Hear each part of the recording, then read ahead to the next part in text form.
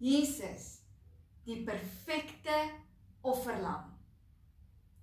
Ons is in hierdie tyd besig om Jesus se kruisiging en opstanding te vier.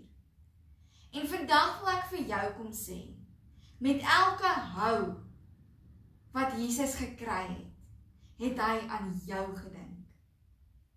Met elke slag wat spykers in sy hande en voete geslaan is, het hy aan jou gedink. Hy het die finale oorwinning behaal. Satan is finaal oorwin. En raai wat? Ons kan daardie oorwinning vir onsself aantrek en gaan leef daarin. Ja, dis hartseer om te dink hoe Jesus moes ly, sodat ek en jy kan lewe.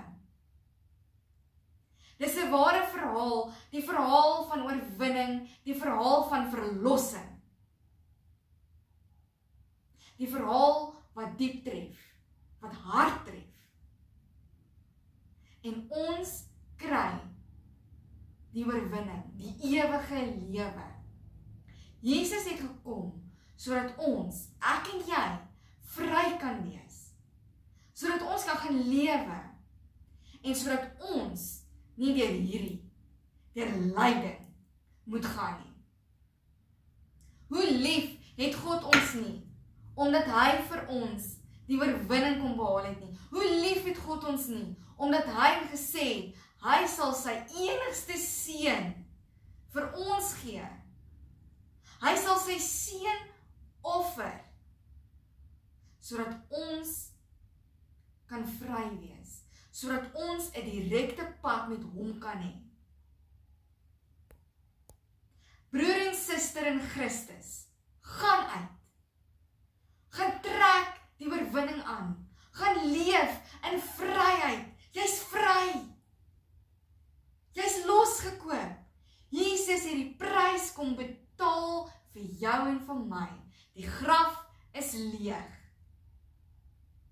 Jy kan gaan. En gaan leef daai opwinding van verlossing in hierdie wêreld. Gaan leef dit met blydskap. Gaan trek daai vryheid aan. Want wat beteken hierdie verlossing, hierdie vryheid vir jou? As dit vir jou beteken wat dit vir my beteken, sal jy net so opgewonde soos ek wees oor Paastyd. Jesus het gekom vir ons. Ons kan gaan lewe. Ons het die ewige kroon gekry. Dra hom. Gaan uit. Gaan leef jou oorwinning. Gaan doen dit vir Jesus. Gaan verkondig hierdie versoening en oorwinning en hierdie evangelie in hierdie wêreld. Maar weet jy wat? Dit is waaroor dit gaan. Verlossing in Christus. Ek daag jou uit. Elke keer, elke dag, dink aan Jesus se lyding, sodat ek en jy vir ewig kan leef. Gaan leef in daardie dankbaarheid, gaan leef in daardie vryheid. Jesus het die laaste sê, en dit is, hy het oorwin. Gaan dra jou kroon van oorwinning.